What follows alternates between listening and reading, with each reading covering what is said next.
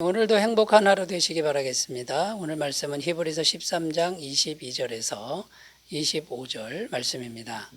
형제들아 내가 너희를 권하노니 권면의 말을 용납하라. 내가 간단히 너희에게 썼느니라. 우리 형제 디모데가 놓인 것을 너희가 알라. 그가 속히 오면 내가 그와 함께 가서 너희를 보리라. 너희를 인도하는 자들과 및 모든 성도들에게 문안하라. 이달리아에서 온 자들도 너희에게 문안하느니라. 은혜가 너희 모든 사람에게 있을지어다. 아멘. 오늘 말씀은 히브리서 말씀의 마지막 부분입니다. 마지막 당부와 인사말 그리고 축도문이 담겨 있는데 크게 세 가지 단어로 요약할 수 있습니다. 첫째는 용납하라 라는 단어고요. 둘째는 알라라는 단어입니다. 셋째는 있을지어다. 자, 이렇게 크게 용납하라, 알라, 있을지어다. 이 세 단어로 요약할 수 있는데 오늘은 이 세 단어에 담긴 영적 의미를 살펴보면서 은혜를 나누겠습니다.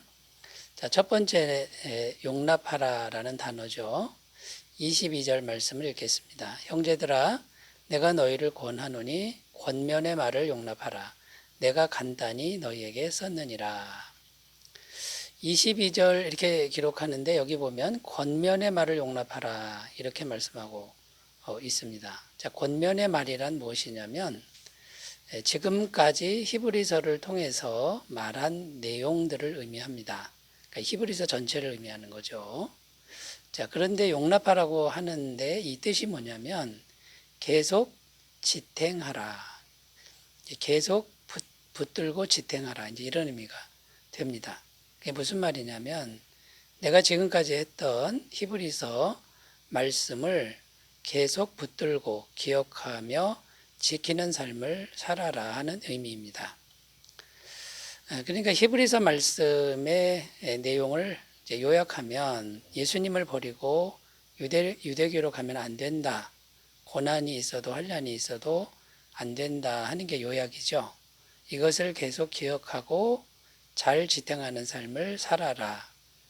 이제 이렇게 되겠습니다. 자, 그래서 권면의 말을 용납하라 라고 했을 때 여기에 담긴 이제 의미는 이렇게 이제 요약할 수 있는데요. 첫 번째는 이제 매일 지탱하는 삶을 살려면 매일 기억해야 되겠죠. 말씀을 매일 기억하라 라는 것입니다. 신명기 8장 19절 내가 만일 내 하나님 여호와를 잊어버리고 다른 신들을 따라 그들을 섬기며 그들에게 절하면 내가 너희에게 증거하노니 너희가 반드시 멸망할 것이라. 그러니까 매일 기억하는 것이 중요하다라는 겁니다. 잊어버리면 멸망한다라는 말씀이죠. 신명기 30장 14절입니다. 오직 그 말씀이 내게 매우 가까워서 내 입에 있으며 내 마음에 있은즉 내가 이를 행할 수 있느니라. 자, 그럼 매일 기억하는 방법이 뭡니까? 매일 읽고 그 다음에요 말씀을 마음에 간직하면 매일 기억할 수 있다라는 그런 말씀이 되겠죠. 그러니까 권면의 말을 용납하라, 그 말씀을 지탱하라라는 의미의 첫 번째는 매일 기억하라라는 거고요. 두 번째는 매일 인내하라라는 말씀이 되겠습니다. 말씀을 붙들고 지키는 것은 인내가 없이는 불가능하다라는 것이죠. 야고보서 1장 4절입니다. 인내를 온전히 이루라. 이는 너희로 온전하고 구비하여 조금도 부족함이 없게 하려 함이라. 그러니까 여러분 인내라고 하는 것이 절대적으로 이제 필요하다라는 겁니다. 말씀을 지탱하려면 그렇다는 거죠. 세 번째는 매일 고난을 각오하라. 자, 말씀을 지탱하려면 고난이라고 하는 것은 필수라는 것이죠. 로마서 8장 17절입니다. 자녀이면 또한 상속자, 곧 하나님의 상속자요 그리스도와 함께한 상속자니 우리가 그와 함께 영광을 받기 위하여 고난도 함께 받아야 할 것이니라. 그러니까 이 세상에는 하나님만 있는 것이 아니고 마귀도 존재하고 있지요. 또 우리 속에는 선한 것만 있는 게 아니라 악한 것이 함께 있습니다. 이것 때문에 고난이라고 하는 것, 이런 것은 피해갈 수 없다라는 거죠. 특히 말씀을 지탱하려고 한다면 이 고난은 필수 조건, 필수적으로 겪어야 하는 것들이라는 거죠. 여러분, 말씀을 지탱하라라고 지금 이렇게 말씀하고 있는데 매일 말씀을 기억하고 그다음에 인내하고 고난을 이건 당연한 것으로 받아들이는 그런 삶이 되셨으면 좋겠습니다. 자, 첫 번째 용납하라에 대해서 살펴봤고요. 두 번째 단어는 알라라고 말씀하고 있죠. 알아라, 이런 의미인데요. 23절을 읽겠습니다. 우리 형제 디모데가 놓인 것을 너희가 알라. 그가 속히 오면 내가 그와 함께 가서 너희를 보리라. 여기 너희가 알라 이렇게 말씀하는데 우리 형제 디모데가 놓인 것을 알아라. 지금 이렇게 지금 말씀하고 있죠. 감옥에 갇혔었는데 풀려났다라는 것을 말씀하고 있습니다. 자, 근데 디모데가 풀려난 것을 알라라고 했을 때 여기에 담긴 의미는 어떤 것이 있을까요? 첫 번째는 함께 기뻐하고 감사하자라는 겁니다. 자, 우리 형제가 감옥에 갇혔다가 풀려났으니 함께 기뻐하고 하나님께 감사하자. 데살로니가전서 5장 18절 범사에 감사하라. 이것이 그리스도 예수 안에서 너희를 향하신 하나님의 뜻이니라. 자, 그 앞에 보면은 항상 기뻐하라, 쉬지 말고 기도하라 이렇게 되어 있죠.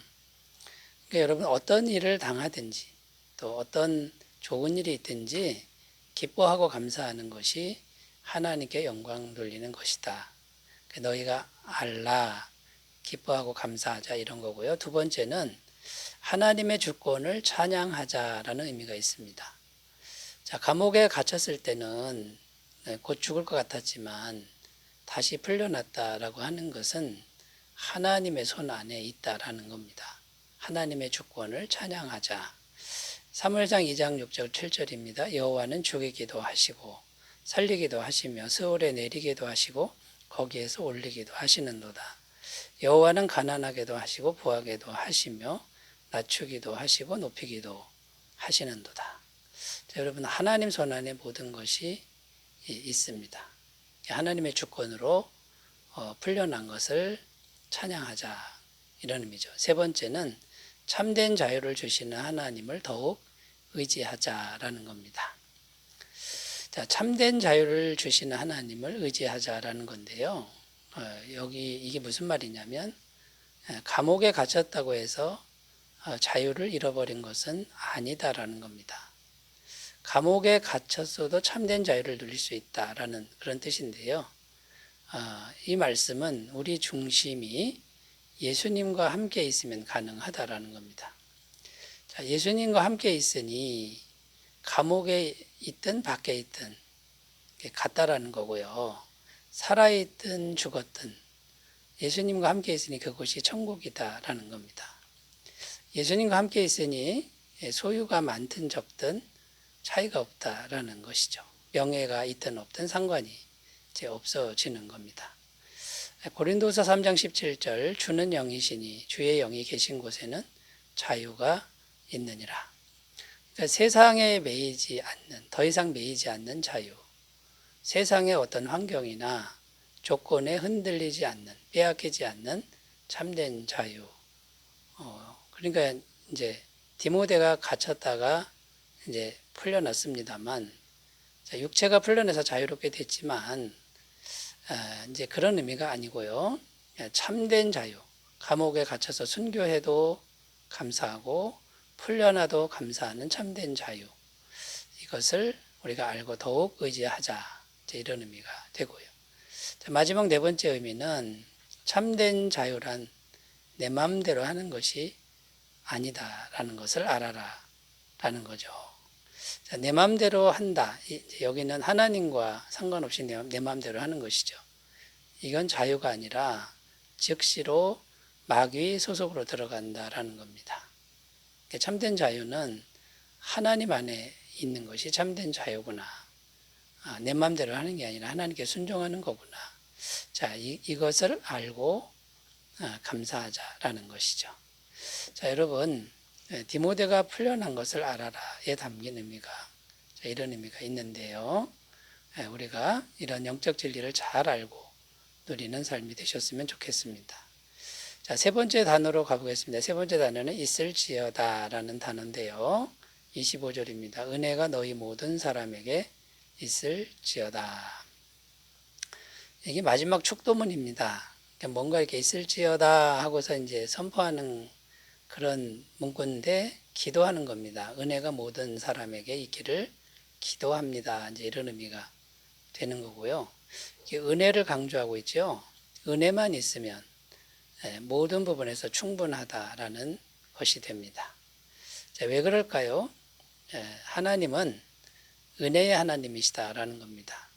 그러니까 믿기만 하면 모든 것을 은혜로 주시는 분인데 행위를 보고 점수를 매겨서 하는 만큼 주는 하나님이 아니다라는 거죠. 그러니까 하나님의 은혜, 이 은혜만 있으면 다른 것은 꼭 없어도 되는 거죠. 충분하다라는 겁니다. 로마서 8장 32절 자기 아들을 아끼지 아니하시고 우리 모든 사람을 위하여 내주시니가 어찌 그 아들과 함께 모든 것을 우리에게 주시지 아니하겠느냐. 그러니까 예수님의 이 무한하신 은혜, 모든 것을 주시는 은혜를 약속하고 있고요. 여러분, 그런데 하나님은 은혜의 하나님이시니까 은혜가 있다 이 말은 하나님이 함께 하신 것과 같다라는 의미가 되는 거죠. 그 다음에 하나님은 영원한 은혜를 우리에게 주고 싶어 하신다라는 거죠. 그러니까 은혜가 너에게 있을지어다 할 때는 영원한 은혜를 의미한다라는 겁니다. 민수기 6장 24절 26절 여호와는 내게 복을 주시고 너를 지키시기를 원하며 여호와는 그의 얼굴을 내게 비추사 은혜 베푸시기를 원하며 여호와는 그 얼굴을 내게로 향하여 드사 평강 주시기를 원하노라 할지니라. 자, 제사장들이 이렇게 축복하면 하나님이 언제든지 은혜를 베풀겠다라는 말씀이었습니다. 이게 영원한 은혜를 하나님이 주고 싶어 하는 그런 마음이라는 거죠. 자, 은혜만 있으면 영원한 은혜가 있다라는 거고요. 마지막으로 때를 따라 돕는 은혜가 풍성하게 있다라는 거, 그걸 주고 싶어 하신다라는 거죠. 신명기 11장 14절 15절 여호와께서 너희의 땅에 이른비 늦은 비를 적당한 때에 내리시리니 너희가 곡식과 포도주와 기름을 얻을 것이요 또 가축을 위하여 들에 풀이 나게 하시리니 내가 먹고 배부를 것이라.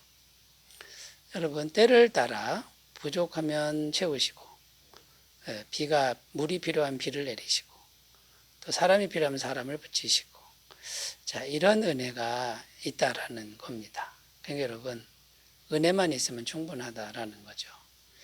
자, 히브리서 기자가 성도들에게 이렇게 이제 축복하고 당부하는 말씀인데 이것은 하나님이 우리에게 있어야 할 것들, 주시고 싶어 하는 것들이라는 것을 우리가 기억하고 누리는 삶이 되셨으면 좋겠습니다.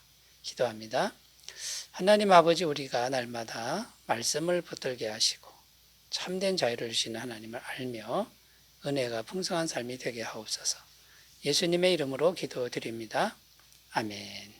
좋은 하루 되시기 바라겠습니다. 감사합니다.